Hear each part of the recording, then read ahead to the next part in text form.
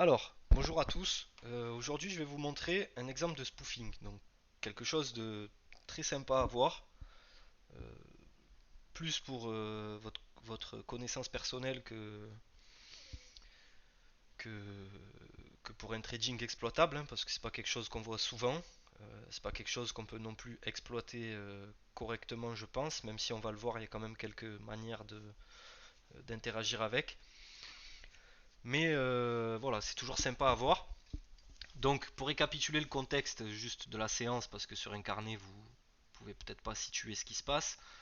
Donc, si vous voulez, là, on a un gros volume. Donc, on avait un range entre les plus bas ici, c'était bien plus bas que 69, mais je me rappelle plus exactement.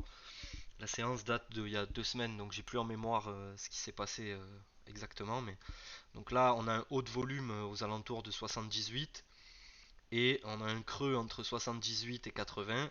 Et ici, on a un autre pic de volume entre 80 et 82. Donc ce qui s'est passé, c'est que le marché était borné ici à peu près. Il a cassé les 78 par le haut. Donc on a eu un break ici. On peut voir ici encore les gros volumes à l'achat dans le tape. On est monté jusqu'à 82, puis ça a été repoussé. Ok. Donc là, ce que je cherche à faire, c'est un setup des plus classiques qui existent. J'ai cherché à rentrer sur le pullback après le break. Donc là, je suis dans la première position. Je cherche à rentrer sur le pullback. De mémoire, je crois que je vais me faire sortir sur celle-là. Oui, c'est ça. Je vais me faire sortir la 60, 72, donc pile poil sur mon stop. Ça, il n'y a rien y a rien de bien méchant, hein, ça arrive tous les jours, c'est les joies du trading. À savoir que euh, si le marché vient ici, il prend mon stop pile poil, c'est pas pour m'embêter, hein. Bien sûr, c'est surtout parce que je suis peut-être rentré trop tôt à 76. Ok, donc c'est pas la faute du marché, c'est toujours de notre faute. Ça, qu'on soit bien clair là-dessus. Donc voilà, là, je me fais sortir. Un truc intéressant que vous pouvez voir là, c'est que vous voyez qu'ici, il y a des tailles assez importantes, hein, 177. Donc on a un marché qui est intéressant. Vous pouvez voir qu'on est venu, qu'on continue à défendre ce prix-là. Donc ça, très sympa. C'est quelque chose que vous devez avoir l'habitude de chercher, typiquement, dans les formations. C'est quelque chose que vous avez déjà vu.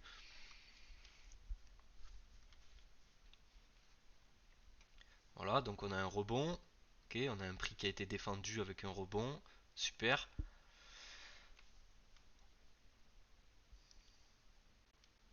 Là, le prix repart à l'achat. On est plutôt soutenu en termes d'acheteurs. Là, vous voyez que les ventes, quand on est descendu, là, elles étaient très faibles. Vous voyez, 198, 44, 45, 17, 9, ça se réduit. Donc c'est super intéressant. Là, je rentre à l'achat. Pourquoi? Parce qu'on a le signal le plus intéressant qu'il puisse y avoir. On défend ici. On est soutenu par des acheteurs. On a quelques contrats qui sont quand même assez, quelques tailles de contrats pardon, qui sont quand même assez importantes. Et mais surtout le plus important, on a des corrélations sur les quatre carnets qui sont effectives. Et ça, c'est vraiment un signal qui est euh, le plus intéressant qui soit, en complément bien sûr de tous les autres signaux que vous connaissez déjà, hein. Mais c'est vraiment un des signaux les plus intéressants qui soit. Si je vous le remets juste un peu avant, on va bien voir le pop sur les quatre carnets. Bam, ça part du Nasdaq. Et là, bam, bam, bam, bam, ça part des 4. Donc on a bien des corrélations sur les quatre carnets. Ça, c'est super. Ok, donc je re-rentre à l'achat, toujours le même setup, hein, je rentre sur mon pullback, je cherche à aller chercher les plus hauts qui ont été établis à 82 ici. Et là donc, on va voir ce qui va se passer. Donc là déjà on a déjà un mouvement qui est intéressant, hein, si on rentre à l'achat à 75, en termes de micro-scalping ou de scalping très rapide et très agressif, on peut déjà prendre ces quelques points là, les 3 points, et sortir. Ça fait 12 ticks, c'est déjà super. Là on va voir en fait que je cherche à me renforcer parce que si vous voulez, euh, ce que je cherche à faire, c'est pas à faire un scalping agressif et à sortir rapidement, donc du take money and run comme on dit, mais plutôt à me renforcer, à accompagner le mouvement à la hausse. Donc là voilà, je cherche à me renforcer, donc je cherche un prix qui se défend et qui est intéressant pour ajouter un contrat.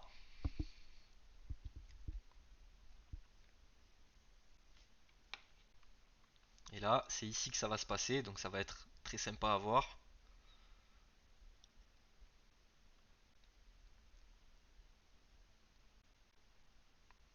Vous voyez que les vendeurs, ils sont plutôt en galère jusqu'à maintenant, ils ont du mal à vendre. Le marché, en fait, là, il est prêt à partir.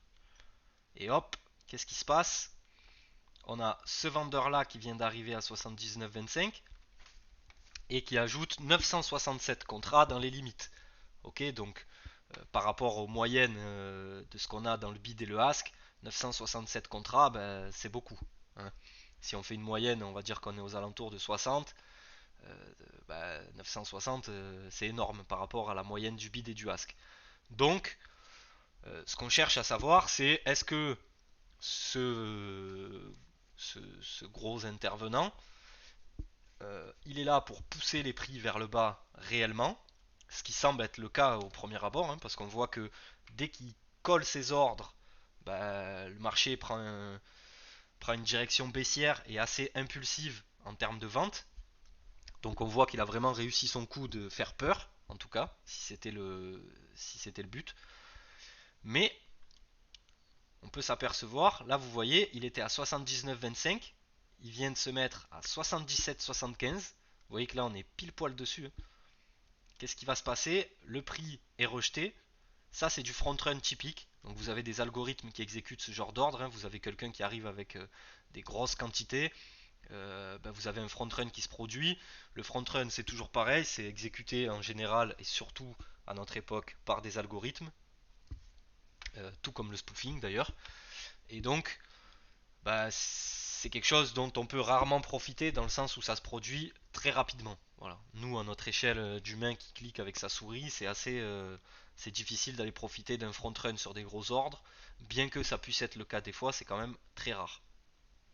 Et là, que se passe-t-il? Vous voyez que moi, en fait, je sors, hein. Je suis pas censé réfléchir à est-ce que c'est un spoofer, est-ce que c'est pas un spoofer, tout ça, moi j'en sais rien sur le coup. Moi, tout ce que je sais, c'est que je dois protéger mon risque. Donc, je sors de ma position. On a un gros vendeur en face de moi, donc je sors de ma position. Et là, bam, qu'est-ce qui se passe? Bah, vous voyez que le gros vendeur, il a disparu et qu'on n'a exécuté aucun de ses ordres. Je vous remets la séquence rapidement. Voilà, on a le vendeur qui arrive. Le prix euh, dévale à la baisse. Le vendeur colle son prix. Et ça, c'est typique, hein, un gros vendeur qui descend son prix. C'est typique de quelqu'un qui met une pression baissière. Mais bah, qu'est-ce qui se passe? Hop, bah, pile poil quand je sors en plus, très drôle. Bah, il n'est pas exécuté, hein, il s'est carrément barré. Donc on peut voir que dans le tape, au niveau des grosses tailles, il n'y est pas. Dans l'inside print, il n'y est pas non plus. Donc bah, là on a la confirmation, c'est bien un spoofer. Et bah, qu'est-ce qui se passe en termes de spoofing? En général, bah, si c'était réellement un spoofer, il a mis une pression baissière parce que lui en fait il cherche à acheter. C'est aussi simple que ça. Il met une pression baissière, il achète, le prix repart. À savoir que voilà, pour un spoofer, c'est pareil que pour le front run, c'est en général exécuté par des algorithmes et c'est des mouvements qui sont très rapides et très réduits. Donc il va aller chercher quelques ticks, je sais pas, je dirais de 1 à 5 ticks grand maximum sur, euh, sur sa manipulation entre guillemets.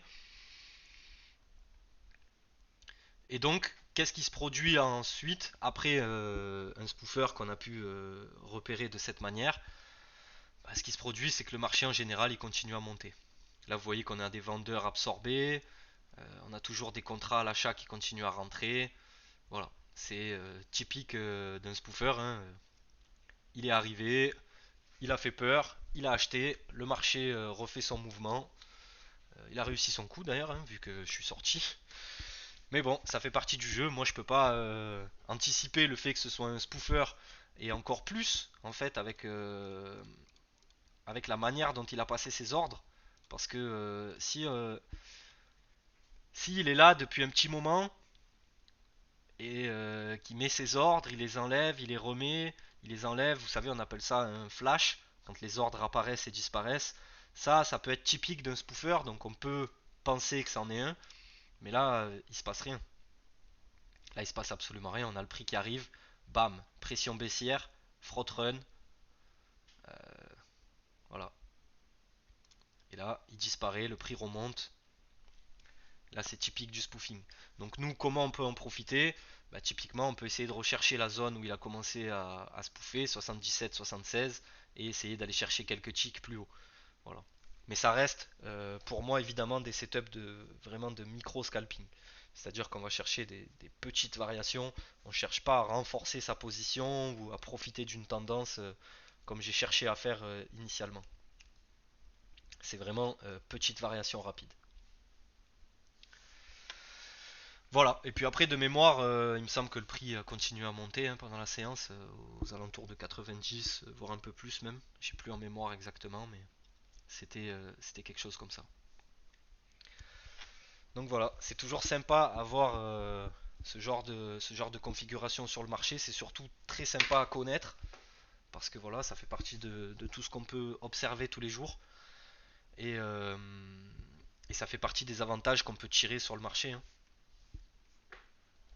Donc ça viendra s'ajouter à toutes les autres vidéos du circuit de formation. Et puis j'espère que ça vous servira.